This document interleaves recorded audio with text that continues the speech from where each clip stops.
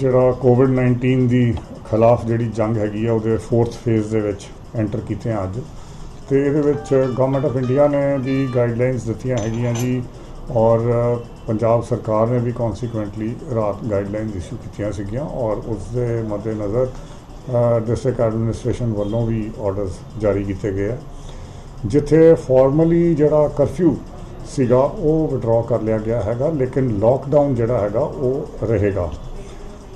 ਪਹਿਲੀ ਗੱਲ ਤਾਂ ਮੈਂ ਇਸ ਗੱਲ ਦੀ ਵੀ ਸਾਰਿਆਂ ਨੂੰ ਮੁਬਾਰਕਬਾਦ ਦਿੰਦਾ ਕਿ ਕਰਫਿਊ ਦੇ ਸਮੇਂ ਦੇ ਵਿੱਚੋਂ ਸਾਰੇ ਅੰਮ੍ਰਿਤਸਰ ਵਾਸੀਆਂ ਨੇ ਬਹੁਤ ਸਹਿਯੋਗ ਦਿੱਤਾ, ਬਹੁਤ ਕੋਆਪਰੇਸ਼ਨ ਦਿੱਤੀ, ਔਰ ਜਿਹਦੇ ਨਾਲ ਕਿ ਇਹ ਸਮਾਂ ਜਿਹੜਾ ਹੈਗਾ ਬਹੁਤ ਬਾਖੂਬੀ ਅੰਮ੍ਰਿਤਸਰ ਜਿਹੜਾ ਉਸ ਦੇ ਵਿੱਚੋਂ ਸੁਰਖਰੂ ਹੋ ਕੇ ਨਿਕਲਿਆ। ਸਾਡੇ ਸਾਰੇ ਪੰਜਾਬ ਦੇ ਵਿੱਚ ਸਾਰਿਆਂ ਨਾਲੋਂ ਵੱਧ ਕੇਸਿਸ ਸੀਗੇ ਅੰਮ੍ਰਿਤਸਰ ਦੇ, ਔਰ ਜ਼ਿਆਦਾ ਮੈਜੋਰਿਟੀ ਉਹਨਾਂ ਦੇ ਵਿੱਚ ਬਾਹਰੋਂ ਜਿਹੜੇ ਕੇਸਿਸ ਆਏ ਸੀ ਉਹ ਸੀਗੇ, ਲੇਕਿਨ ਉਹਨਾਂ 'ਚੋਂ ਸਾਰੇ ਦੇ ਸਾਰੇ ਤਕਰੀਬਨ ਜਿਹੜੇ ਆ ਠੀਕ ਹੋ ਕੇ ਘਰੇ ਚਲੇ ਗਏ ਆਪਣੇ। ਇਸ ਗੱਲ ਦੀ ਸਾਨੂੰ ਬਹੁਤ ਖੁਸ਼ੀ ਹੈ ਸਾਰਿਆਂ ਨੂੰ, ਔਰ ਇਸ ਕਰਕੇ ਹੀ ਹੈ ਕਿ ਹਾਲੇ ਵੀ ਅੰਮ੍ਰਿਤਸਰ ਜਿਹੜਾ ਹੈਗਾ ਰੈੱਡ ਜ਼ੋਨ ਦੇ ਵਿੱਚ ਜਾਣੋਂ ਬਚਿਆ ਹੋਇਆ ਹੈਗਾ, ਜਦ ਕਿ ਜਿਹੜੇ ਕਈ ਜ਼ਿਲ੍ਹੇ ਹੈਗੇ ਜਿਨ੍ਹਾਂ 'ਚ ਕਿ ਇੱਦੋਂ ਬਹੁਤ ਘੱਟ ਨੰਬਰ ਹੈਗੇ ਆ, ਲੇਕਿਨ ਉਹ ਰੈੱਡ ਜ਼ੋਨ ਦੇ ਵਿੱਚ ਹੈਗੇ ਆ। ਸੋ ਰੈੱਡ ਜ਼ੋਨ ਦੇ ਵਿੱਚ ਨਾ ਜਾਣ ਕਰਕੇ ਕੁਝ ਹਦਾਇਤਾਂ ਜਿਹੜੀਆਂ ਆਪਾਂ ਅੰਮ੍ਰਿਤਸਰ ਦੇ ਵਿੱਚ ਦੇ ਸਕੇ ਹੈਗੇ ਆ, ਉਹ ਮੈਂ ਕੁਝ ਤੁਹਾਡੇ ਨਾਲ ਸ਼ੇਅਰ ਕਰਨਾ ਚਾਹਾਂਗਾ। ਜਿੱਥੇ ਮੈਂ ਹਦਾਇਤਾਂ ਦੀ ਗੱਲ ਕਰਾਂਗਾ ਉੱਥੇ ਮੈਂ ਪਹਿਲਾਂ ਇਹ ਵੀ ਗੱਲ ਕਰਾਂਗਾ ਕਿ ਕਿਹੜੀਆਂ ਚੀਜ਼ਾਂ ਜਿਹੜੀਆਂ ਹਾਲੇ ਵੀ ਜਿਹੜੀਆਂ ਪ੍ਰੋਹਿਬਿਟਡ ਹੈਗੀਆਂ, ਜਿਹੜੀਆਂ ਕਿ ਨਹੀਂ ਹੋ ਸਕਦੀਆਂ, ਤਾਂ ਕਿ ਇਹ ਕਾਈਂਡਲੀ ਪਲੀਜ਼ ਨੋਟ ਕਰ ਲਿਆ ਜਾਵੇ ਜੀ।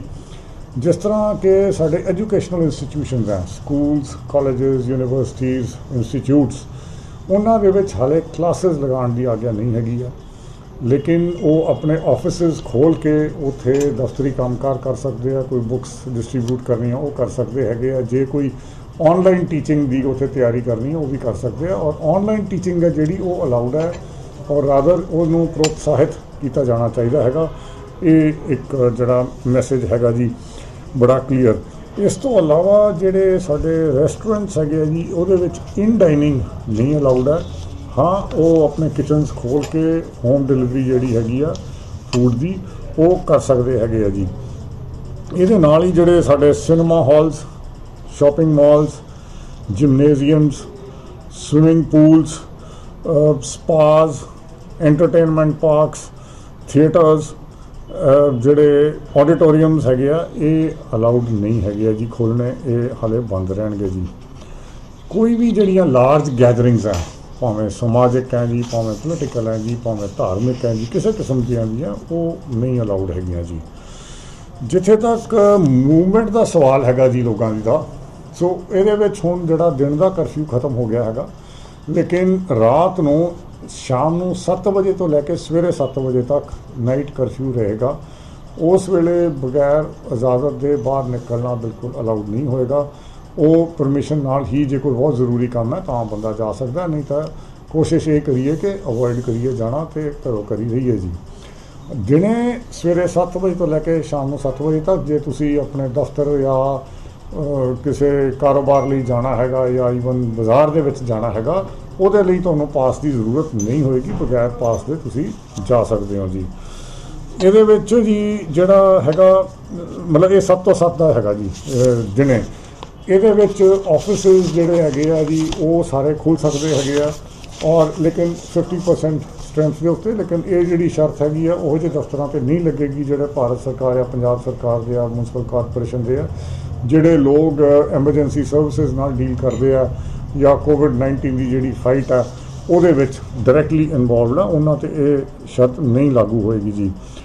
ਇੱਕ ਜਿਹੜੀ ਖਾਸ ਪ੍ਰੋਵੀਜ਼ਨ ਹੈਗੀ ਹੈ ਜੀ, ਜਿਹੜੀ ਹਦਾਇਤ ਹੈ ਉਹ ਹੈ ਕਿ ਜਿਹੜੇ ਸਾਡੇ ਵਲਨਰੇਬਲ ਸੈਕਸ਼ਨਸ ਹੈਗੇ ਆ, ਜਿਹੜੇ ਕਿ ਜਿਨ੍ਹਾਂ ਨੂੰ ਜ਼ਿਆਦਾ ਖਤਰਾ, ਉਹਨਾਂ ਦੀ ਪ੍ਰੋਟੈਕਸ਼ਨ ਵਾਸਤੇ, ਇੱਕ ਤਾਂ ਜਿਹੜੇ ਲੋਕ 65 ਸਾਲ ਦੀ ਉਮਰ ਤੋਂ ਵੱਧ ਦੇ ਹਨ, ਜਾਂ ਜਿਹੜੇ ਬੱਚੇ ਹੈਗੇ ਆ 10 ਸਾਲ ਤੋਂ ਛੋਟੀ ਉਮਰ ਦੇ, ਜਾਂ ਪ੍ਰੈਗਨੈਂਟ ਲੇਡੀਜ਼ ਹੈ, ਇਹਨਾਂ ਨੂੰ ਜੀ ਘਰੋਂ ਘਰੀ ਰਹਿਣ ਦੀ ਬੇਨਤੀ ਵੀ ਹੈ। ਅਤੇ ਇਹ ਆਰਡਰ ਵੀ ਇਹੀ ਕਹਿੰਦਾ ਹੈ ਕਿ ਇਹ ਬਿਲਕੁਲ ਬਾਹਰ ਨਾ ਨਿਕਲਣ, ਅਨਲੈਸ ਕੋਈ ਐਮਰਜੈਂਸੀ ਹੋਵੇ ਜਾਂ ਮੈਡੀਕਲ ਰੀਜ਼ਨਸ ਹੋਣ, ਕਿਤੇ ਡਾਕਟਰ ਕੋਲ ਜਾਣਾ, ਹੋਰ ਜਾਣਾ, ਉਹ ਦੂਸਰੀ ਗੱਲ ਹੈ। ਅਦਰਵਾਈਜ਼ ਬਾਹਰ ਇਹਨਾਂ ਨੂੰ ਨਾ ਕੱਢਿਆ ਜਾਵੇ, ਇਹਨਾਂ ਨੂੰ ਸਾਂਭ ਕੇ ਰੱਖਿਆ ਜਾਵੇ ਜੀ ਘਰੇ ਜੀ, ਔਰ ਇਹਨਾਂ ਦੀ ਖਿਆਲ ਰੱਖਣਾ ਆਪਣਾ ਸਾਰਿਆਂ ਦਾ ਫਰਜ਼ ਹੈ। ਜੇ ਘਰੇ ਕੋਈ ਬਜ਼ੁਰਗ ਹੈਗੇ ਆ, ਬੱਚੇ ਹੈਗੇ ਆ, ਉਹਨਾਂ ਦਾ ਵਿਸ਼ੇਸ਼ ਧਿਆਨ ਰੱਖਿਆ ਜਾਵੇ ਜੀ। ਇਸ ਤੋਂ ਇਲਾਵਾ ਜੀ ਇਹ ਵੀ ਹੈਗਾ ਜੀ ਕਿ ਜਿਹੜੇ ਵਹੀਕਲਸ ਦੀ ਗੱਲ ਹੈਗੀ ਆ, ਸੋ ਵਹੀਕਲਸ ਜਿਹੜੀਆਂ ਦਿਨੇ ਹੈਗੀਆਂ ਉਹ ਅਲਾਉ ਹੋਣਗੀਆਂ, ਲੇਕਿਨ ਇਹਦੇ ਉੱਤੇ ਕੁਝ ਕੰਡੀਸ਼ਨਸ ਹੈਗੀਆਂ। ਜਿਸ ਤਰ੍ਹਾਂ ਭਾਵੇਂ 4 ਵੀਲਰ ਹੈਗੇ ਆ, 3 ਵੀਲਰ ਹੈਗੇ ਆ, ਤਾਂ ਉਹਦੇ 'ਚ ਇੱਕ ਡਰਾਈਵਰ ਤੋਂ ਪਲੱਸ 2 ਪੈਸੇਂਜਰਸ ਇਹ ਜਾ ਸਕਣਗੇ। ਜ਼ਿਆਦਾ ਇਸ ਤੋਂ ਜ਼ਿਆਦਾ ਕਰਾਊਡਿੰਗ, ਓਵਰ ਕਰਾਊਡਿੰਗ ਨਾ ਕੀਤੀ ਜਾਵੇ ਜੀ। 2 ਵੀਲਰਸ ਦੇ ਉੱਤੇ ਖੁਦ ਆਪ ਜਿਹੜਾ ਚਲਾ ਰਿਹਾ ਜੀ ਉਹ ਹੋਣ ਜੀ। ਕੋਈ ਕਾਰ ਪੂਲਿੰਗ ਦੀ ਜਾਂ ਟੈਕਸੀ ਸ਼ੇਅਰਿੰਗ ਦੀ ਇਹ ਆਗਿਆ ਨਹੀਂ ਹੋਏਗੀ ਜੀ। ਆਪਣੀ ਸਿਰਫ ਗੱਡੀ ਦੇ ਵਿੱਚ ਜਾਵੇ ਬੰਦਾ, ਜਾਂ ਜੇ ਟੈਕਸੀ ਕੀਤੀ ਹੈ ਤਾਂ ਸਾਲਮ ਕੀਤੀ ਹੈ, ਸ਼ੇਅਰਿੰਗ ਨਹੀਂ ਹੋਏਗੀ ਜੀ। ਇਸ ਤੋਂ ਇਲਾਵਾ ਜੀ ਜਿਹੜੀ ਦੁਕਾਨਾਂ ਦੀ ਗੱਲ ਹੈ, ਸ਼ਾਪਿੰਗ ਮਾਲਸ ਹਾਲੇ ਬੰਦ ਰਹਿਣਗੇ। ਬਾਕੀ ਸਾਰੀਆਂ ਜਿਹੜੀਆਂ ਦੁਕਾਨਾਂ ਹੈਗੀਆਂ ਉਹ ਖੋਲ੍ਹਣ ਦੀ ਆਗਿਆ ਹੋਏਗੀ ਜੀ ਸਵੇਰੇ 7 ਵਜੇ ਤੋਂ ਲੈ ਕੇ ਸ਼ਾਮ ਨੂੰ 6 ਵਜੇ ਤੱਕ। ਲੇਕਿਨ ਕਿਉਂਕਿ ਅਸੀਂ ਇਹ ਦੇਖਿਆ ਕਿ ਪਿੱਛੇ ਇੱਕਦਮ ਖੋਲ੍ਹਣ ਨਾਲ ਕਾਫੀ ਰਸ਼ ਹੋ ਰਿਹਾ ਜਾਂ ਸੋਸ਼ਲ ਡਿਸਟੈਂਸਿੰਗ ਮੇਨਟੇਨ ਨਹੀਂ ਹੋ ਰਹੀ ਜਾਂ ਕਿਤੇ ਕਰਾਊਡਿੰਗ ਹੋ ਰਹੀ ਹੈ, ਤਾਂ ਇਸ ਨੂੰ ਮੱਦੇ ਨਜ਼ਰ ਰੱਖਦੇ ਹੋਏ ਜਿਸ ਤਰ੍ਹਾਂ ਇਸ ਵੇਲੇ ਚੱਲ ਰਿਹਾ ਹੈਗਾ, ਇਲਾਕੇ ਦੇ SDM ਸਾਹਿਬ ਜਾਂ DCP ਸਾਹਿਬ ਇਹ ਫੈਸਲਾ ਦੇਖ ਕੇ ਬਾਜ਼ਾਰ ਤੋਂ ਬਾਜ਼ਾਰ ਦੇਖ ਕੇ ਲੈਣਗੇ ਕਿ ਕਿਹੜੀਆਂ ਦੁਕਾਨਾਂ ਕਿਸ ਦਿਨ ਜਾਂ ਕਿਸ ਟਾਈਮ 'ਤੇ ਖੁੱਲ੍ਹਣਗੀਆਂ। ਇਹ ਉਸੇ ਤਰ੍ਹਾਂ ਸਟੈਗਰਿੰਗ ਦੇ ਨਾਲ ਖੁੱਲ੍ਹਣਗੀਆਂ ਸਾਰੀਆਂ, ਲੇਕਿਨ ਸਟੈਗਰਿੰਗ ਦੇ ਨਾਲ। ਜੇ ਇੱਕ ਬਾਹਰਲੀਆਂ ਵੱਡੀਆਂ ਸੜਕਾਂ ਤਾਂ ਇੱਕ ਸਾਈਡ ਇੱਕ ਦਿਨ ਖੁੱਲ੍ਹ ਰਹੀ ਹੈ, ਦੂਸਰੀ ਸਾਈਡ ਦੂਸਰੇ ਦਿਨ ਖੁੱਲ੍ਹ ਰਹੀ ਹੈ, ਜਾਂ ਭੀੜੇ ਬਾਜ਼ਾਰਾਂ ਜਿਹੜੇ ABC ਕੈਟਾਗਰੀ ਆ ਉਹਦੇ ਹਿਸਾਬ ਨਾਲ ਖੁੱਲ੍ਹ ਰਹੀਆਂ। ਇਹ ਇਸੇ ਤਰ੍ਹਾਂ ਹਾਲੇ ਜਾਰੀ ਰਹੇਗਾ ਜੀ, ਤਾਂ ਕਿ ਕਿਤੇ ਵੀ ਜ਼ਿਆਦਾ ਓਵਰ ਕਰਾਊਡਿੰਗ ਨਾ ਹੋਵੇ ਅਤੇ ਇਹ ਮਤਲਬ ਕਿਤੇ ਦਿੱਕਤ ਨਾ ਆਵੇ ਜੀ ਸਾਨੂੰ। ਇਸ ਦੇ ਨਾਲ ਹੀ ਜਿਹੜੇ ਰੈਸਟੋਰੈਂਟ ਈਟਰੀਜ਼ ਮੈਂ ਦੱਸ ਹੀ ਚੁੱਕਿਆ ਜੀ ਕਿ ਉਹ ਹੋਮ ਡਿਲੀਵਰੀ ਕਰ ਸਕਦੇ ਹੈਗੇ ਆ, ਅਤੇ ਉੱਥੇ ਇਨ ਡਾਈਨਿੰਗ ਉੱਥੇ ਅਲਾਊਡ ਨਹੀਂ ਹੋਏਗੀ ਜੀ।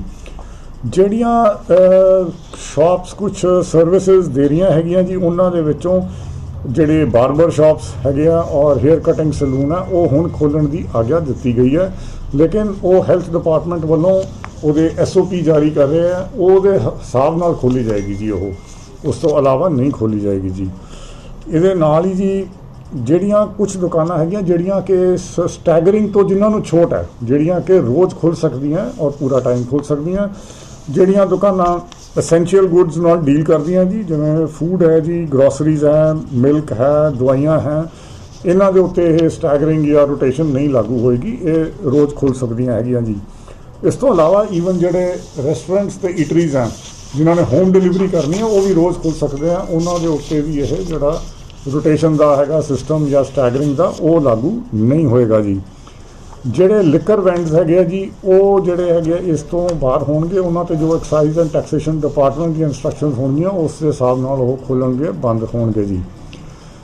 ਜਿਹੜੇ ਵਰਕਸ਼ਾਪਸ ਹੈਗੀਆਂ ਜੀ, ਕੋਈ ਸਰਵਿਸ ਸੈਂਟਰਸ ਹੈਗੇ ਆ ਗੱਡੀਆਂ ਦੇ ਰਿਪੇਅਰ ਦੇ, ਹੋਰ ਉਹਨਾਂ ਦੇ ਉੱਤੇ ਵੀ ਜੀ ਇਹ ਜਿਹੜਾ ਸਟੈਗਰਿੰਗ ਵਾਲਾ ਜਾਂ ਜਿਹੜਾ ਆਲਟਰਨੇਟ ਡੇਜ਼ ਵਾਲਾ ਸਿਸਟਮ ਲਾਗੂ ਨਹੀਂ ਹੋਏਗਾ, ਉਹ ਰੋਜ਼ ਖੁੱਲ੍ਹ ਸਕਦੇ ਹੈਗੇ ਆ ਜੀ। ਈ-ਕਾਮਰਸ ਜਿਹੜਾ ਹੈਗਾ ਪਹਿਲਾਂ ਸਿਰਫ ਐਸੈਂਸ਼ੀਅਲ ਗੁੱਡਸ ਲਈ ਅਲਾਉਡ ਸੀਗਾ, ਹੁਣ ਸਾਰੇ ਗੁੱਡਸ ਦੇ ਲਈ ਅਲਾਉ ਹੋ ਗਿਆ, ਯਾਨੀ ਕਿ ਤੁਸੀਂ ਆਨਲਾਈਨ ਆਰਡਰਿੰਗ ਕਰਕੇ ਕੋਈ ਵੀ ਸਮਾਨ ਜਿਹੜਾ ਹੈਗਾ ਪਹਿਲਾਂ ਇਹ ਲੋਕਡਾਊਨ ਤੋਂ ਪਹਿਲਾਂ ਜੋ ਕੁਝ ਮੰਗਾ ਸਕਦੇ ਸੀਗੇ ਉਹ ਸਾਰਾ ਕੁਝ ਖੋਲ੍ਹ ਦਿੱਤਾ ਗਿਆ ਹੈਗਾ, ਤੁਸੀਂ ਬਾਕੀ ਨਾਨ ਐਸੈਂਸ਼ੀਅਲ ਆਈਟਮਸ ਵੀ ਮੰਗਾ ਸਕਦੇ ਹੋ ਜੀ। ਜਿੱਥੇ ਤੱਕ ਇੰਡਸਟਰੀਜ਼ ਦਾ ਸਵਾਲ ਹੈ ਜੀ ਜਾਂ ਫੈਕਟਰੀਜ਼ ਦਾ ਸਵਾਲ ਹੈ, ਤਾਂ ਉਹ ਰੂਰਲ ਏਰੀਆਜ਼ 'ਚ ਵੀ ਅਰਬਨ ਏਰੀਆਜ਼ 'ਚ ਵੀ ਸਾਰੀਆਂ ਇੰਡਸਟਰੀਜ਼ ਨੂੰ ਫੈਕਟਰੀਜ਼ ਨੂੰ ਚਲਾਉਣ ਦੀ ਆਗਿਆ ਹੈਗੀ ਆ, ਖੋਲ੍ਹ ਦਿੱਤੀਆਂ ਗਈਆਂ, ਔਰ ਉਹਨਾਂ ਨੂੰ ਇਹਦੇ ਵਾਸਤੇ ਚਲਾਉਣ ਵਾਸਤੇ ਕੋਈ ਸਪੈਸ਼ਲ ਪਰਮਿਸ਼ਨ ਜਾਂ ਪਾਸ ਲੈਣ ਦੀ ਲੋੜ ਨਹੀਂ ਹੋਏਗੀ, ਉਹ ਇਸੇ ਤਰ੍ਹਾਂ ਆਪਣਾ ਕੰਮ ਚਲਾ ਸਕਦੇ ਆ। ਹਾਂ, ਸ਼ਰਤ ਇੱਕੋ ਹੀ ਹੈ ਕਿ ਆਪਣੀ ਫੈਕਟਰੀ ਦੇ ਵਿੱਚ ਸੋਸ਼ਲ ਡਿਸਟੈਂਸਿੰਗ ਮੇਨਟੇਨ ਕਰਨੀ ਹੈ ਜੀ, ਉਹਨਾਂ ਨੇ ਸੈਨੀਟਾਈਜੇਸ਼ਨ ਕਰਕੇ ਰੱਖਣੀ ਹੈ ਜੀ, ਮਾਸਕ ਪਵਾ ਕੇ ਰੱਖਣੇ ਹੈ ਜੀ, ਲੇਕਿਨ ਵੱਖਰੀ ਪਰਮਿਸ਼ਨ ਲੈਣ ਦੀ ਉਹਨਾਂ ਨੂੰ ਲੋੜ ਨਹੀਂ ਹੋਏਗੀ ਜੀ। ਇਸ ਤੋਂ ਇਲਾਵਾ ਜੀ ਜਿਹੜੇ ਕੰਸਟਰਕਸ਼ਨ ਐਕਟੀਵਿਟੀ ਹੈ ਉਹ ਪਹਿਲਾਂ ਰੂਰਲ ਏਰੀਆਜ਼ 'ਚ ਖੋਲ੍ਹੀ ਗਈ ਸੀ ਔਰ ਅਰਬਨ 'ਚ ਕੁਛ ਏਰੀਆਜ਼ ਖੋਲ੍ਹੀ ਗਈ ਸੀ, ਹੁਣ ਉਹ ਸ਼ਰਤਾਂ ਉਠਾ ਲਈਆਂ ਗਈਆਂ। ਜਿੰਨੀਆਂ ਵੀ ਜਾਇਜ਼ ਲੀਗਲ ਕੰਸਟਰਕਸ਼ਨ ਐਕਟੀਵਿਟੀ ਹੈ, ਭਾਵੇਂ ਨਵੀਂ ਹੈ ਭਾਵੇਂ ਔਨਗੋਇੰਗ ਹੈ, ਉਹ ਸਾਰੀ ਦੀ ਸਾਰੀ ਕੀਤੀ ਜਾ ਸਕਦੀ ਹੈ, ਭਾਵੇਂ ਪੇਂਡੂ ਇਲਾਕਾ ਭਾਵੇਂ ਸ਼ਹਿਰੀ ਇਲਾਕਾ, ਦੋਵੇਂ ਜਗ੍ਹਾ ਇਹ ਅਲਾਊਡ ਹੈ। ਕੁਝ ਜਿਹੜੀਆਂ ਐਕਟੀਵਿਟੀਜ਼ ਐਗਰੀਕਲਚਰ ਨਾਲ ਰਿਲੇਟਡ ਹੈ ਜੀ, ਜਿਸ ਤਰ੍ਹਾਂ ਕਿ ਭਾਵੇਂ ਐਗਰੀਕਲਚਰ ਹੈ ਜੀ, ਭਾਵੇਂ ਹਾਰਟੀਕਲਚਰ ਹੈ ਜੀ, ਭਾਵੇਂ ਐਨੀਮਲ ਹਸਬੈਂਡਰੀ ਹੈ ਜੀ, ਭਾਵੇਂ ਵੈਟਰਨਰੀ ਸਰਵਿਸਿਜ਼ ਹੈ, ਇਹ ਸਾਰੇ ਦੀਆਂ ਸਾਰੀਆਂ ਅਲਾਊਡ ਹੈਗੀਆਂ ਜੀ, ਇਹਨਾਂ 'ਤੇ ਕੋਈ ਪਾਬੰਦੀ ਨਹੀਂ ਹੋਏਗੀ ਜੀ। ਇਸ ਤੋਂ ਇਲਾਵਾ ਜੀ ਜਿਹੜੇ ਸਾਡੇ ਸਪੋਰਟਸ ਕੰਪਲੈਕਸਿਸ ਔਰ ਸਟੇਡੀਅਮਸ ਹੈਗੇ ਆ, ਜਿਵੇਂ ਸਟੇਡੀਅਮ ਹੈ ਜਾਂ ਪਲੇ ਗਰਾਊਂਡਸ ਹੈਗੇ ਆ ਜਿੱਥੇ ਸਪੋਰਟਸਮੈਨ ਨੇ ਜਾ ਕੇ ਪ੍ਰੈਕਟਿਸ ਕਰਨੀ ਹੁੰਦੀ ਹੈ, ਉਹ ਉਹਨਾਂ ਲਈ ਖੋਲ੍ਹ ਦਿੱਤੇ ਗਏ ਆ। ਹਾਂ, ਲੇਕਿਨ ਉੱਥੇ ਆਡੀਅנס ਨਹੀਂ ਇਕੱਠੀ ਹੋ ਸਕਦੀ। ਇਹ ਨਹੀਂ ਵੀ ਉੱਥੇ ਕੋਈ ਮੈਚ ਰੱਖ ਲਿਆ ਅਤੇ ਉੱਥੇ 2000-3000 ਬੰਦਾ ਇਕੱਠਾ ਕਰ ਲਿਆ, ਆਡੀਅנס ਅਲਾਊਡ ਨਹੀਂ ਹੋਏਗੀ। ਲੇਕਿਨ ਜਿਹੜੇ ਸਪੋਰਟਸਮੈਨ ਹੈਗੇ ਆ ਆਪਣੀ ਜਾ ਕੇ ਪ੍ਰੈਕਟਿਸ ਵਗੈਰਾ ਕਰਨਾ ਚਾਹੁੰਦੇ ਆ ਜੀ, ਉੱਥੇ ਖੇਲਣਾ ਚਾਹੁੰਦੇ ਆ, ਉਹ ਸਟੇਡੀਅਮਸ ਦੇ ਵਿੱਚ ਜਾ ਕੇ ਸਪੋਰਟਸ ਕੰਪਲੈਕਸਿਸ ਦੇ ਵਿੱਚ ਜਾ ਕੇ ਕਰ ਸਕਦੇ ਆ। ਸਿਰਫ ਔਰ ਸਿਰਫ ਜਿਹੜੇ ਸਵਿਮਿੰਗ ਪੂਲਸ ਹੈਗੇ ਆ ਉਹ ਅਲਾਊਡ ਨਹੀਂ ਹੈਗੇ ਜੀ। ਸਵਿਮਿੰਗ ਪੂਲ ਕੋਈ ਵੀ ਅਲਾਊਡ ਨਹੀਂ ਹੈਗਾ ਜੀ, ਕਿਉਂਕਿ ਉੱਥੇ ਉਹ ਫੈਲਣ ਦਾ। ਜਿੱਥੇ ਤੱਕ ਦਫ਼ਤਰਾਂ ਦੀ ਗੱਲ ਮੈਂ ਤੁਹਾਨੂੰ ਦੱਸੀ ਹੈ ਜੀ, ਇਹ ਦਫ਼ਤਰ ਸਾਰੇ ਦੇ ਸਾਰੇ ਖੁੱਲ੍ਹ ਸਕਦੇ ਹੈਗੇ ਆ 50% ਸਟਾਫ ਦੇ ਨਾਲ, ਐਕਸੈਪਟ ਜਿਹੜੇ ਐਸੈਂਸ਼ੀਅਲ ਸਰਵਿਸਿਜ਼ ਵਾਲੇ ਆ, ਉੱਥੇ ਫੁੱਲ ਸਟਾਫ ਵੀ ਆ ਸਕਦਾ। ਬੈਂਕਸ ਦਾ ਟਾਈਮ ਉਹੀ ਰਹੇਗਾ ਜੀ, 9 ਤੋਂ 1 ਵਜੇ ਤੱਕ ਪਬਲਿਕ ਡੀਲਿੰਗ ਅਲਾਊਡ ਹੈ। ਔਰ ਲੇਕਿਨ ਆਪਣਾ ਇੰਟਰਨਲ ਵਰਕਿੰਗ ਦੇ ਲਈ ਉਹ 1 ਵਜੇ ਤੋਂ ਬਾਅਦ ਵੀ ਬੈਂਕ ਨੂੰ ਖੁੱਲ੍ਹਾ ਰੱਖ ਸਕਦੇ ਹੈਗੇ ਆ ਜੀ।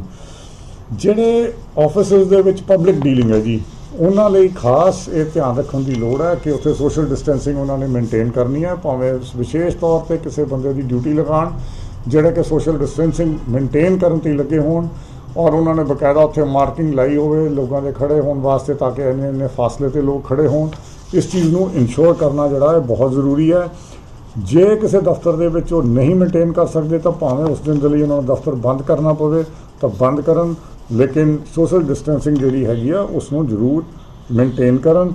ਉਹਦੇ ਵਿੱਚ ਕੋਈ ਟੋਕਨ ਸਿਸਟਮ ਉਹਨਾਂ ਨੇ ਲਗਾਉਣਾ ਹੈਗਾ ਉਹ ਲਗਾਉਣ ਜੀ, ਕੋਈ ਸਰਕਲਸ ਜ਼ਮੀਨ 'ਤੇ ਵਾਹਣੇ ਹੈਗੇ ਜੀ ਉਹ ਕਰਨ ਜੀ, ਮਤਲਬ ਜਾਂ ਪਬਲਿਕ ਡੀਲਿੰਗ ਜੇ ਕੁਛ ਦੇਰ ਲਈ ਬੰਦ ਕਰਨੀ ਪਵੇ ਤਾਂ ਉਹ ਵੀ ਕਰਨ ਜੀ, ਲੇਕਿਨ ਸੋਸ਼ਲ ਡਿਸਟੈਂਸਿੰਗ ਜ਼ਰੂਰ ਮੇਨਟੇਨ ਕਰਨ।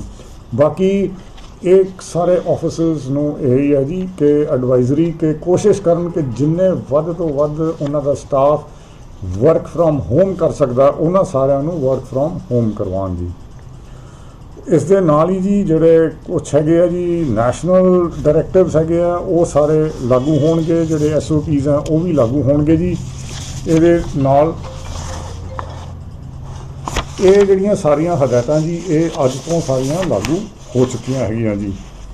ਔਰ ਸ਼ਾਮ ਨੂੰ 7 ਵਜੇ ਤੋਂ ਲੈ ਕੇ ਸਵੇਰੇ 7 ਵਜੇ ਤੱਕ ਵੀ ਆਪਾਂ ਬਿਲਕੁਲ ਮੂਵਮੈਂਟ ਨਹੀਂ ਕਰਨੀ ਜੀ, ਅਨਲੈਸ ਕੋਈ ਐਮਰਜੈਂਸੀ ਹੈਗੀ ਹੈ, ਕੋਈ ਮੈਡੀਕਲ ਐਮਰਜੈਂਸੀ ਹੈ, ਕੋਈ ਹੈਲਥ ਐਮਰਜੈਂਸੀ ਹੈ। ਹਾਂ, ਇਹ ਜਿਹੜੀਆਂ ਹੈਗੀਆਂ ਜਿਹੜੇ ਡਿਪਾਰਟਮੈਂਟਸ ਐਮਰਜੈਂਸੀ ਸਰਵਿਸਿਜ਼ 'ਤੇ ਹੈਗੇ ਆ ਜੀ, ਡਾਕਟਰਸ ਹੈ, ਨਰਸਿਸ ਹੈ, ਪੈਰਾਮੈਡੀਕਲ ਸਟਾਫ ਹੈ ਜੀ, ਕਾਰਪੋਰੇਸ਼ਨ ਦਾ ਸੈਨੀਟੇਸ਼ਨ ਸਟਾਫ ਹੈ ਜੀ, ਪੁਲਿਸ ਹੈ ਜੀ, ਮੈਜਿਸਟ੍ਰੇਟਸ ਹੈਗੇ ਜੀ, ਉਹਨਾਂ ਦਾ ਸਟਾਫ ਹੈ, ਜਿਹੜੇ ਵੀ ਐਮਰਜੈਂਸੀ ਡਿਊਟੀਜ਼ 'ਤੇ ਹੈਗੇ ਆ ਔਰ COVID-19 ਰਿਲੇਟਿਡ ਡਿਊਟੀਜ਼ ਆ ਉਹਨਾਂ 'ਤੇ ਇਹ ਸ਼ਰਤਾਂ ਲਾਗੂ ਨਹੀਂ ਹੋਣਗੀਆਂ, ਉਹ 24/7 ਚੱਲ ਸਕਦੇ ਆ। ਜਿਹੜੀ ਗੁੱਡਸ ਟਰਾਂਸਪੋਰਟ ਹੈ ਜੀ ਇਹ ਵੀ 24 ਘੰਟੇ ਚੱਲ ਸਕਦੀ ਹੈ। ਟਰੱਕਸ ਹੈਗੇ ਆ ਜਿਹੜੇ ਸਮਾਨ ਲੈ ਕੇ ਆਉਂਦੇ ਆ, ਭਾਵੇਂ ਐਸੈਂਸ਼ੀਅਲ ਗੁੱਡਸ ਆ ਭਾਵੇਂ ਟ੍ਰੇਡ ਦੇ ਗੁੱਡਸ ਆ, ਕੋਈ ਵੀ ਸਮਾਨ ਹੈ ਉਹ ਲੈ ਕੇ ਆ ਸਕਦੇ ਆ। ਔਰ ਈਵਨ ਜਿਹੜੇ ਖਾਲੀ ਟਰੱਕ ਹੈ ਸਮਾਨ ਉਤਾਰ ਕੇ ਵਾਪਸ ਜਾ ਰਹੇ ਆ ਉਹ ਵੀ 24 ਘੰਟੇ ਉਹਨਾਂ ਨੂੰ ਚੱਲਣ ਦੀ ਆਗਿਆ ਹੋਏਗੀ, ਉਹ ਕਿਸੇ ਵੇਲੇ ਵੀ ਚੱਲ ਸਕਦੇ ਹੈਗੇ ਆ ਜੀ। ਇਹਦੇ ਨਾਲ ਹੀ ਜੀ ਮੈਂ ਜਿਹੜੀਆਂ ਕੁਛ ਹੈਗੀ ਆ ਕਿ ਕਿਸ ਤਰ੍ਹਾਂ ਕੋਈ ਮਨਭਾਗੀ ਗੱਲ ਹੋ ਜਾਂਦੀ ਹੈ ਜੀ, ਕਿਸੇ ਦੀ ਡੈਥ ਹੋ ਜਾਂਦੀ ਹੈ, ਉਹਦਾ ਸੰਸਕਾਰ ਹੈ ਕਰਨਾ, ਤਾਂ ਉੱਥੇ ਜੀ 20 ਤੋਂ ਵੱਧ ਬੰਦੇ ਨਾ ਇਕੱਠੇ ਕੀਤੇ ਜਾਣ, ਇਸ ਤੋਂ ਮਤਲਬ ਟੋਟਲ ਤਾਂ ਇਕੱਠ ਨਾ ਕੀਤਾ ਜਾਵੇ ਔਰ ਸੋਸ਼ਲ ਡਿਸਟੈਂਸਿੰਗ ਉੱਥੇ ਵੀ ਮੇਨਟੇਨ ਕੀਤੀ ਜਾਵੇ ਜੀ। ਸੋ ਇਹ ਕੁਝ ਗੱਲਾਂ ਜੀ ਮੈਂ ਇਹੀ ਬੇਨਤੀ ਕਰਨਾ ਚਾਹੂੰਗਾ ਕਿ ਭਾਵੇਂ ਕਰਫਿਊ ਹਟ ਗਿਆ ਹੈਗਾ, ਦਿਨ ਦਾ ਰਾਤ ਦਾ ਹੈਗਾ, ਲੋਕਡਾਊਨ ਹੈਗਾ, ਕਰਫਿਊ ਭਾਵੇਂ ਚਲਾ ਗਿਆ ਜੀ, ਲੇਕਿਨ ਕਰੋਨਾ ਵਾਇਰਸ ਕਿਤੇ ਨਹੀਂ ਗਿਆ, ਇੱਥੇ ਹੀ ਹੈਗਾ। ਸਾਨੂੰ ਸਾਰਿਆਂ ਨੂੰ ਸੁਚੇਤ ਹੋਣ ਦੀ ਲੋੜ ਹੈ। ਇਹ ਜਿਹੜੇ ਲੋਕਡਾਊਨਸ ਆ ਜਾਂ ਕਰਫਿਊ ਲੱਗੇ ਜੀ ਇਹ ਬੇਸਿਕਲੀ ਇਸ ਕਰਕੇ ਲੱਗੇ ਕਿ ਅਸੀਂ ਆਪਣੇ ਲਾਈਫ ਸਟਾਈਲ ਦੇ ਵਿੱਚ ਚੇਂਜ ਲਿਆਈਏ, ਇੱਕ ਬਦਲਾਵ ਲਿਆਈਏ, ਇੱਕ ਨਵੇਂ ਜ਼ਮਾਨੇ ਦਾ ਜੋ ਇਸ ਵਕਤ ਦੀ ਲੋੜ ਹੈ, ਵਕਤ ਦਾ ਤਕਾਜ਼ਾ, ਉਸ ਦੇ ਮੁਤਾਬਕ ਆਪਣੇ ਆਪ ਨੂੰ ਢਾਲੀਏ, ਕਿਉਂਕਿ ਆਪਣੇ ਜਾਨ ਨਾਲੋਂ ਤਾਂ ਕੁਝ ਕੀਮਤੀ ਨਹੀਂ ਹੁੰਦਾ ਜੀ। ਤੁਹਾਡੀ ਸਾਰਿਆਂ ਦੀ, ਤੁਹਾਡੇ ਪਰਿਵਾਰ ਦੀ, ਆਂਢ ਗੁਆਂਢ ਦੀ, ਸਾਰੇ ਸਮਾਜ ਦੀ ਜਿਹੜੀ ਹੈ ਸਿਹਤ ਦਾ ਧਿਆਨ ਰੱਖਣਾ ਆਪਣਾ ਸਾਰਿਆਂ ਦਾ ਫਰਜ਼ ਹੈ ਜੀ। ਇਹ ਸੋਸ਼ਲ ਡਿਸਟੈਂਸਿੰਗ ਹੀ ਇੱਕ ਇਲਾਜ ਹੈ ਇਸ ਦਾ। ਔਰ ਮਾਸਕ ਪਾਏ ਬਿਨਾ ਪਬਲਿਕ ਦੇ ਵਿੱਚ ਬਿਲਕੁਲ ਨਹੀਂ ਆਉਣਾ ਜੀ। ਔਰ ਪਬਲਿਕ ਦੇ ਵਿੱਚ ਸਪਿਟਿੰਗ ਜਾਂ ਥੁੱਕਣਾ ਬਿਲਕੁਲ ਉਹਦੀ ਪਾਬੰਦੀ ਹੈ ਔਰ ਇਸ ਦੇ ਉੱਤੇ ਜੁਰਮਾਨਾ, ਇਹ ਜਿਹੜਾ ਇਸ ਦੇ ਉੱਤੇ ਜੁਰਮਾਨਾ ਲੱਗੇਗਾ ਜਿਵੇਂ ਜਿਵੇਂ ਗਵਰਨਮੈਂਟ ਦੀਆਂ ਹਦਾਇਤਾਂ ਆ ਰਹੀਆਂ ਹੈਗੀਆਂ ਉਸ ਦੇ ਹਿਸਾਬ ਨਾਲ ਇਹ ਪਨਿਸ਼ੇਬਲ ਹੋਏਗਾ ਜੀ ਔਰ ਫਾਈਨ ਦੇ ਉੱਤੇ ਲੱਗੇਗਾ। ਇਸ ਕਰਕੇ ਇਹੋ ਜਿਹੀ ਕੋਈ ਆਪਾਂ ਗੱਲ ਨਹੀਂ ਕਰਨੀ ਜਿਹਦੇ ਨਾਲ ਕਿ ਖੁਦ ਦੀ, ਆਪਣੇ ਪਰਿਵਾਰ ਦੀ, ਆਪਣੇ ਬਾਕੀ ਸਾਥੀਆਂ ਦੀ ਔਰ ਸਾਡੇ ਬਾਕੀ ਫੈਲੋ ਸਿਟੀਜ਼ਨਸ ਦੀ, ਭੈਣ ਭਰਾਵਾਂ ਦੀ ਜ਼ਿੰਦਗੀ ਨੂੰ ਖਤਰਾ ਪੈਦਾ ਹੋਵੇ।